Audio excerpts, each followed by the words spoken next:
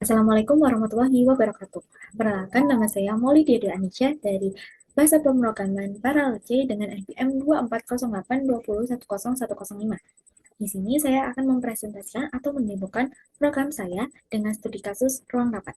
Di mana studi kasus ini itu bertujuan untuk memberikan kemudahan bagi pengguna untuk menjadwalkan dan mengatur jadwal rapat di sebuah organisasi, kemudian juga memastikan bahwa ruang rapat itu akan berjalan secara optimal dan menghindari konflik atau bentrokan, dan juga menyediakan sistem notifikasi dan sistem peran untuk penggunanya.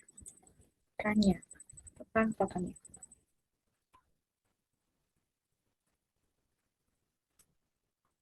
Baik, kita akan mencoba untuk login.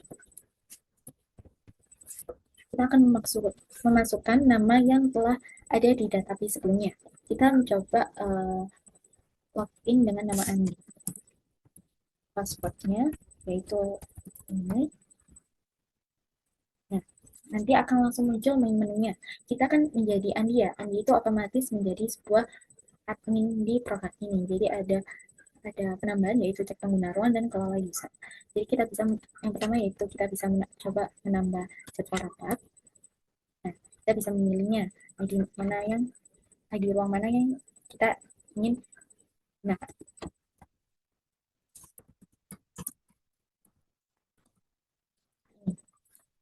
kemudian tanggalnya.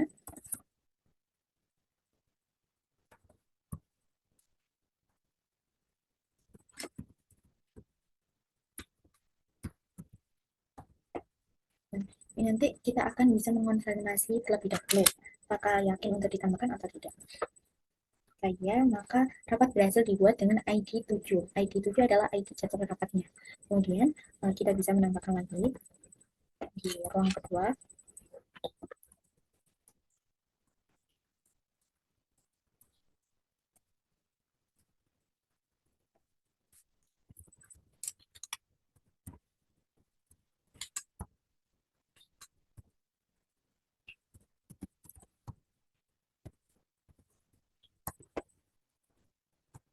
Kemudian kita bisa coba untuk menghapus jadwal rapat menggunakan stack ya. Kita menghapus dulu. Kemudian kita coba untuk membatalkan rapat terakhir yang saya buat. Nah, jadi langsung ID 8 yaitu rapat terakhir yaitu rapat BP2 paralel C. Apakah iya atau tidak? Coba ya. Maka rapat berhasil dibatalkan dan notifikasi telah dikirim ke peserta. Tetapi kita sebelumnya belum menambahkan ke peserta ya, jadi notifikasinya tidak ada. Kemudian kita coba untuk menambahkan nama peserta di ID rapat yang ini, ID rapat ketujuh yaitu rapat basis data. ID user yang ingin ditambahkan ke rapat. Kita coba untuk Budi ya.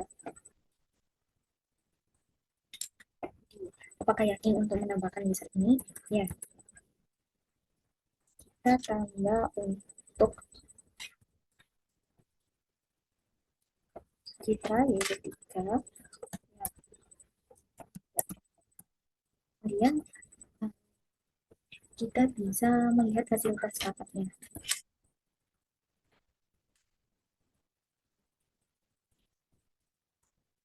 Nah, fasilitas bawaan ruangan dari ruangan yang pertama itu ada proyektor, whiteboard, dan AC.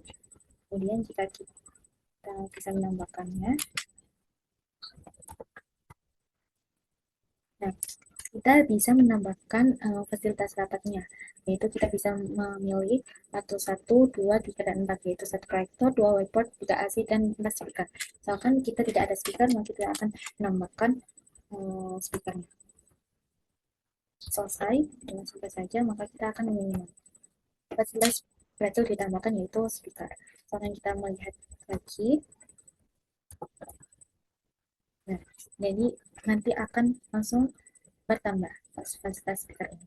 Kemudian kita kembali ke menu. Kemudian yang kelima yaitu melihat notifikasi saya.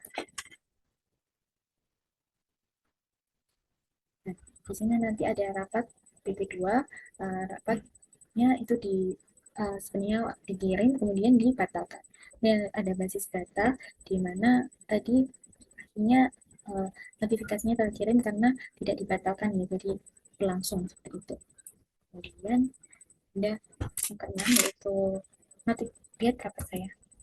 Dan dimana ini nanti jadi ada ID 5 dan 6 itu rapat yang sebelumnya user tambahkan di waktu terdahulu. Kemudian ini ada ID 7 yaitu rapat basis data tanggal ini dan waktu sekian. Baik, kita akan melihat cek penggunaan ruang.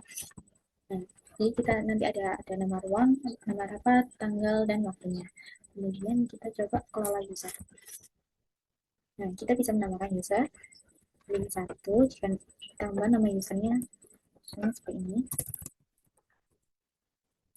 Kemudian kita menambahkan emailnya, kemudian passwordnya,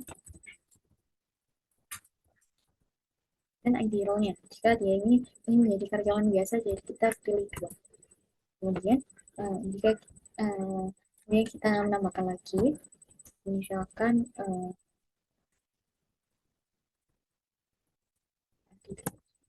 emailnya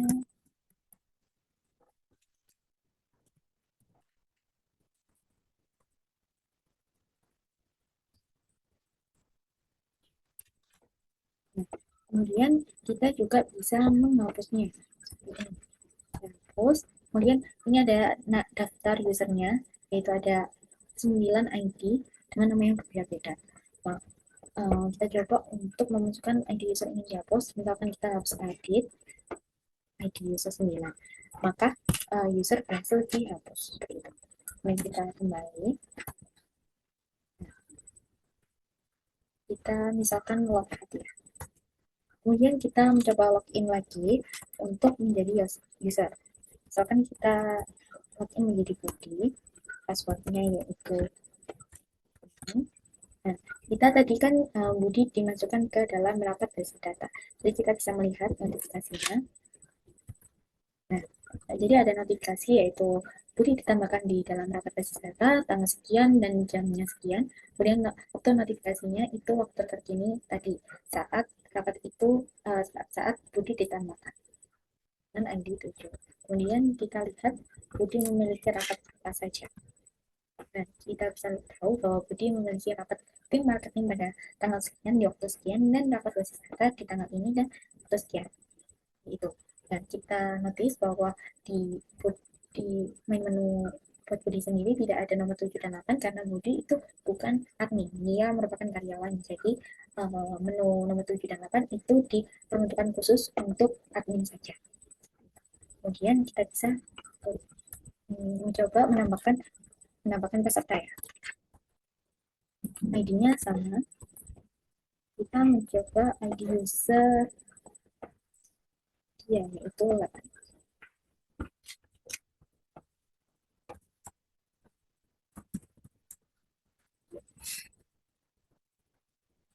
Kemudian kita log out.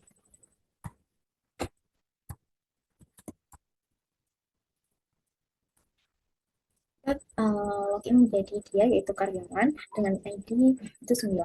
Kita bisa melihat notifikasi apakah kita berhasil ditambahkan oleh Budi ke dalam jadwal rapat basis data. Nah, betul kita dapat melihat bahwa dia memiliki notifikasi yang sama. Kemudian kita lihat jadwal rapat saya. Rapat yang dia ikuti selanjutnya yaitu rapat basis data. Jadi user sendiri itu bisa menambahkan dan menambah jadwal rapat, menghapus jadwal rapat dan menambah peserta rapat. Tetapi user tidak bisa mengecek ketersediaan ruang dan mengatur atau mengelola user atau pengguna dalam program.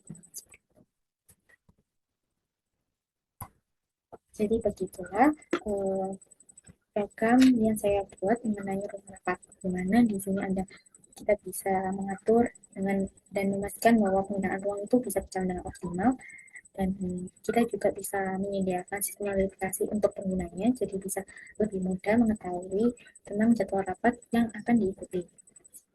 Dan kita bisa menggunakan sistem peran, yaitu ada 2, yaitu user biasa atau karyawan dan admin.